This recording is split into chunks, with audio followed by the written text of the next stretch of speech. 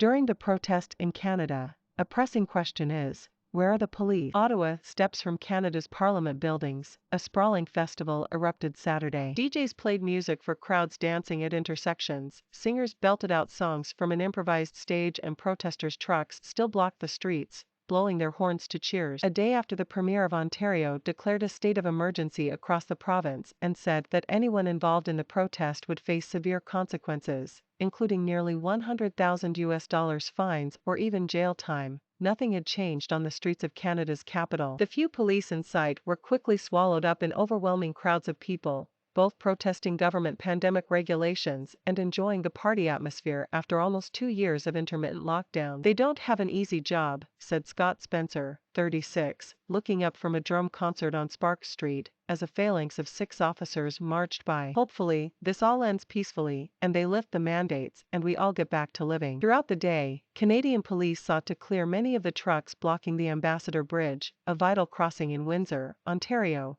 connecting the United States and Canada. But there were still a few holdouts, and traffic remained blocked for a 5th straight day. And in Ottawa, police were still hanging back, circulating in small numbers, and not visibly handing out tickets or making arrests. 2 weeks after downtown Ottawa was transformed into a raging tailgate party, many in Canada wonder how this happened, why the police seemingly abandoned the country's seat of power, with no perceivable backup, and how a motley group of truckers, anti-government activists, anti-vaccine agitators, and people just fed up after 2 years of stringent public health restrictions have managed not only to outfox them, but also to become increasingly entrenched and to spread elsewhere. "This is January 6th in slow motion," said Catherine McKenney, an Ottawa city councillor, who uses the pronouns they/them, referring to the January 6, 2021, mob assault on the U.S. Capitol. McKenney has been bellowing for more police protection for the city's residents downtown, who feel terrorized by pickup trucks that circle through, delivering supplies to the parked truck. But on January 7,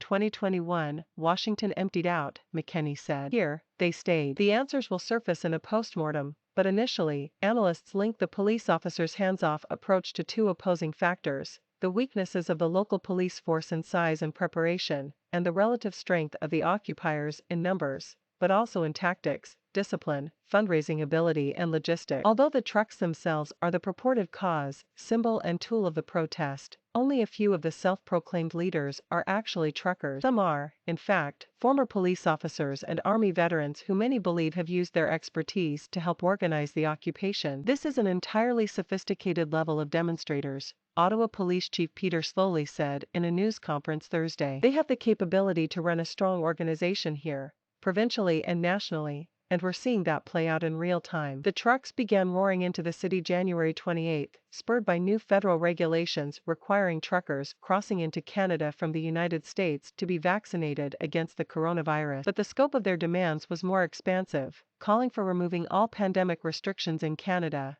and they called on Parliament to be dissolved and Prime Minister Justin Trudeau to be removed from office. City councillors briefed by the police were told to expect an exceptionally large convoy that would be disruptive and loud, but most likely temporary. The overall sentiment at the point, by late Sunday or Monday, it would move on, McKenney said. Instead, the trucks parked in tight groups along many streets downtown, including on the graceful boulevard that passes before the country's August Parliament buildings, Supreme Court, and political offices, including Trudeau's. And they never left. Police did not put down concrete barriers to keep the trucks a safe distance from the Legislature, nor did they ensure that the downtown core would not be converted into a parking lot until days later, and then only to stop further expansion. It was only at that point that everyone understood how a 30,000-pound tractor-trailer that a trucker may live in for days at a time while on the job could be converted into a strategic tool of protest, huge and immovable, equipped with a heater, bed, and a built-in, ear-shattering noisemaker. In some cases, the truckers removed their tires and bled their brake lines to make their trucks immovable, police said. And some heavy-duty towing companies have refused to work with police to remove the trucks, Sloly said, as some have been threatened and others are sympathetic to the truckers, who are their major clients. It was not just that the trucks were immovable. The police were also greatly outnumbered and outflanked. The mayor declared an emergency, and Sloly requested an additional 1,800 police officers. But still, there were too few officers to handle the crowd. While trying to make an arrest, some of his officers were swarmed. On Friday,